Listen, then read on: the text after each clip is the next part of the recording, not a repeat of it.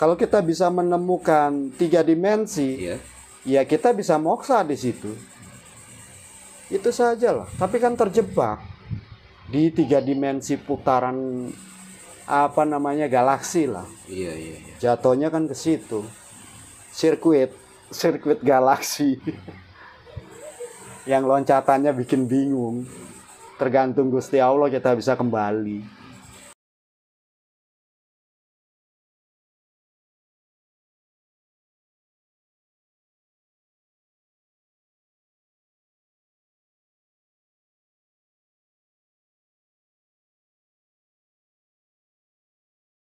Jasad dikatakan hidup itu kan karena punya roh ya Koko ya. Iyalah. Kita bisa jalan, kita bisa karena ada roh.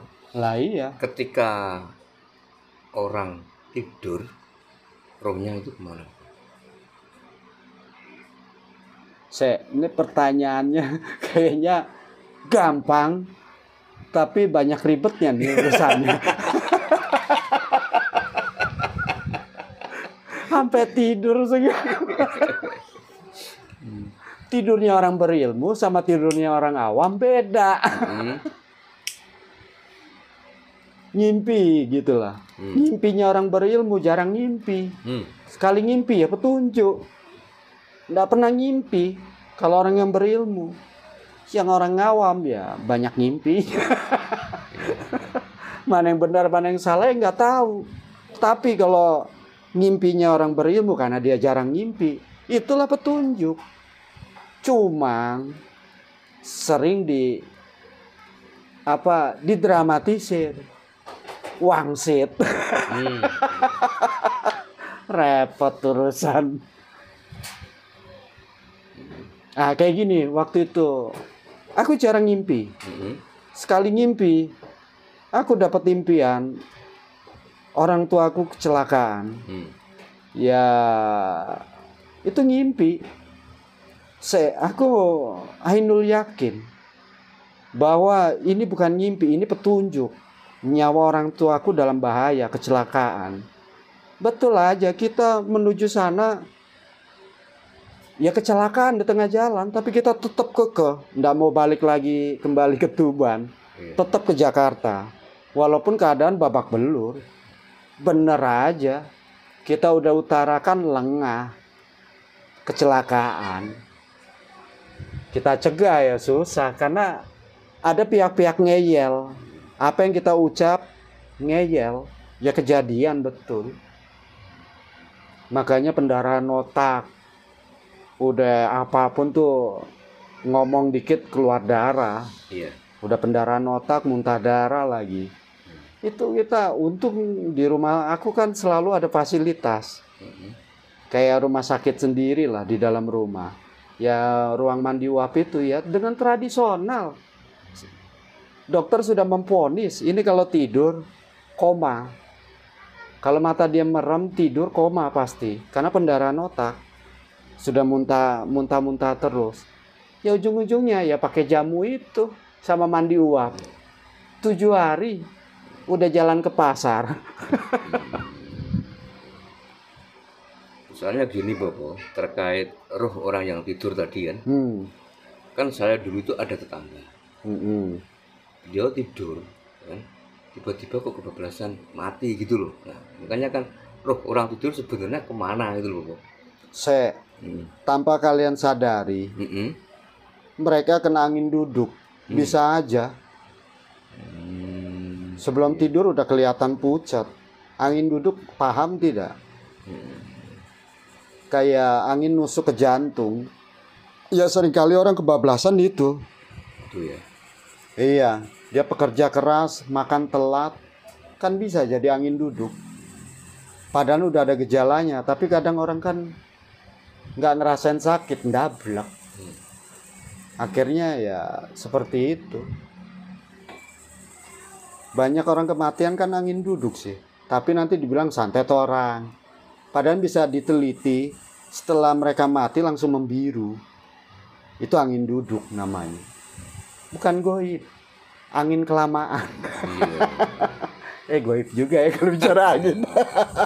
Kan ada penyakit juga, lah. Kan ada juga istilah moksa ya Bapak. Apakah Moksa. Moksa itu merupakan kematian yang sukses? Sebenarnya moksa itu ya, pengetahuan aku, hilang berikut jasad-jasadnya. Bukan ruhnya saja, jasadnya ngikut. Ya tetelan portal itu, mereka terjebak di portal. Artinya moksa yang nggak tahu spiritual lain. Pengertian aku ya seperti itu.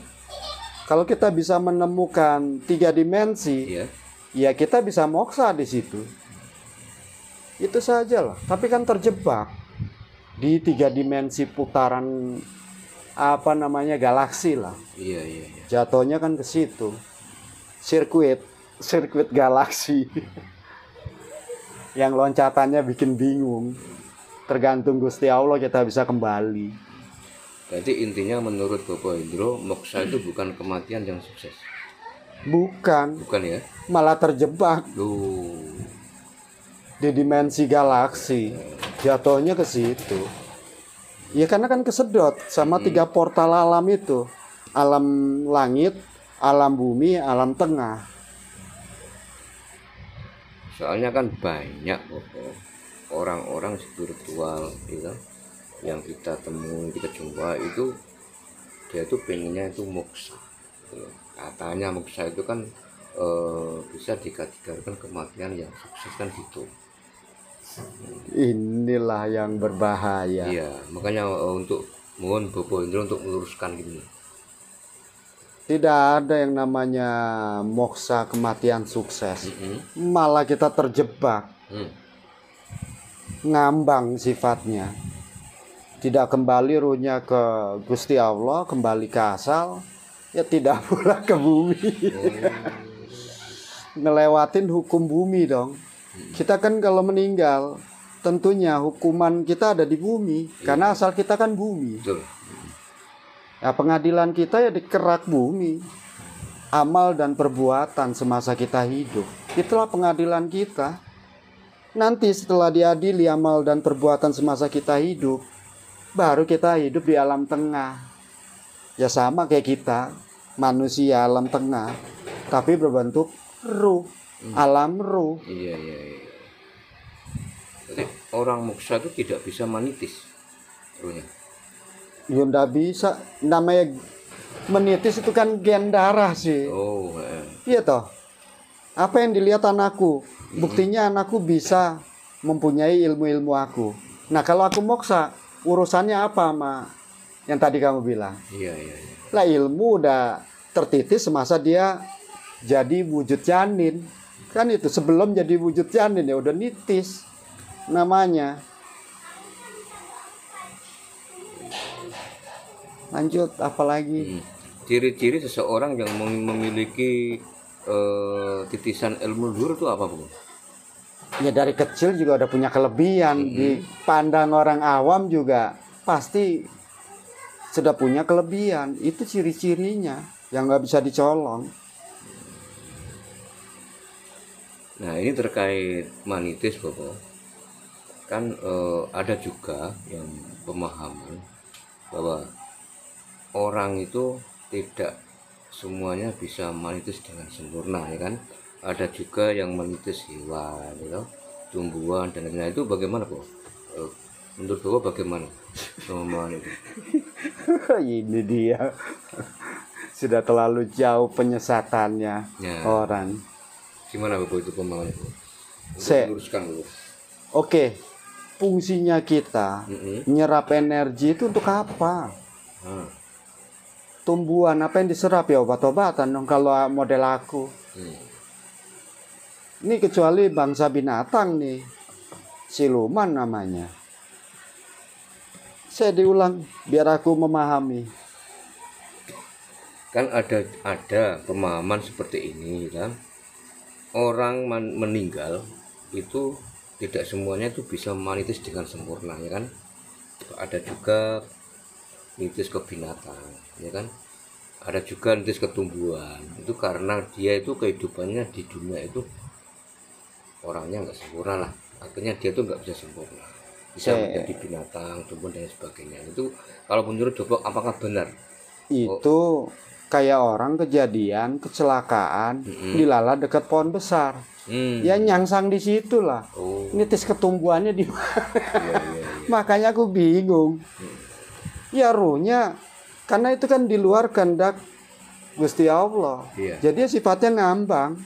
Ya udah, kayak gitu aja. Ruhnya nyangkut. Berarti ruhnya gentayangan? Ya nggak gentayangan. Ngerti nggak hakikatnya itu pohon ada kerajaan? Ya nyari apa namanya? Biasanya penguasa pohon itu kayak mencari tameng, perisai. Suatu hari ada peperangan,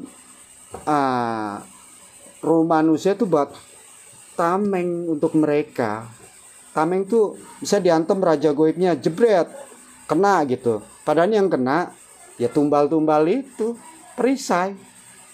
Jadi buat perisai penguasa ya pohon itu. Jatuhnya ya ke situ lah. Apalagi fungsinya kalau bukan untuk perisai. Kayak nyawa dia kedua, ketiga, keempat, makin banyak kan jadi 50. Benteng. Ya benteng. Jatuhnya kan ke situ. Makanya ada pemujaan ini, padahal hakikatnya intinya untuk perisai mereka. Untuk apa? Tetap bertahannya kerajaan goib mereka. Jatuhnya kan ke situ. Biasanya ada hati-hati di dekat pohon itu ada orang menangis. Nah, seperti itu ya Bapak ya. Sering ada orang menangis, sering ada orang tertawa. Nah, mungkin dibuat tameng oleh si goib itu tadi ya. Oh, bukan. Tameng itu ya berarti ruhnya tetap nyangkut di situ. Tameng itu di dunia pergoiban itu rawan dengan peperangan goib, perebutan wilayah. Itu terjadi sekarang. Perebutan wilayah lah. Dunia mereka kan dunia kerajaan sih. Dunia kita kan beda, negara. Tapi dunia goib, kerajaan. Dan itu masih terjadi sekarang. Makanya ada kerajaan goib di gunung. Ya mungkin perkampungan kayak kecamatan ya pohon-pohon besar itu. Karena di pohon besar pasti ada ratusan bahkan ribuan kayak perkampungan. Kalau yang pohon besar. Nah seringkali pengendara motor ya kalau lengah masuk ke dimensi aura mereka ngeblank ya kecelakaan. Itu saja lah. Beda lagi kalau kita orang berilmu. Sudah goib kita sapu jagat duluan. Sudah dilarang, stop. Jangan lewat situ. Kita belum sapu jagat itu. Pasti ya begitu yang terjadi kalau yang spiritual tingkat tinggi. Bisa nggak manusia itu negosiasi dengan gaib? Ya, itu hal biasa, bukan hal yang hebat kali. Ranah spiritual pasti nyangkutnya kayak ke situ. Jadi apanya yang hebat? Itu kan biasa. Standar lah. Sama muridku ya, anakku aja bisa kok ngobrol. Dan itu hal biasa, bukan hal yang mengkhawatirkan buat kita. Tapi buat orang awam ya khawatir. Contohnya negosiasi dalam hal apa Bapak? Tergantung, kalau kita dalam pengobatan negosiasi dengan ya penguasa yang mau numbalin itu orang, biasanya negosiasinya gitu, nego lah. Di saat kita dia mau ditumbalkan, jelas itu kelihatan. Dan biasanya si pasien tahu bukan produk jarene dukun, dia sendiri emang ngalamin, tahu. Kayak gitulah kita, kebijaksanaan sebenarnya nego itu. Kebijaksanaan dari kita yang ngobatin untuk keseimbangan alam. Nggak bisa kita main hantem promo. Walaupun sejatinya mampu. Tapi kita tetap nego dulu lah. Tapi biasanya kalau orang yang sudah ahli, jebakan Batman buat penguasa itulah. Sok bijak, sok ini.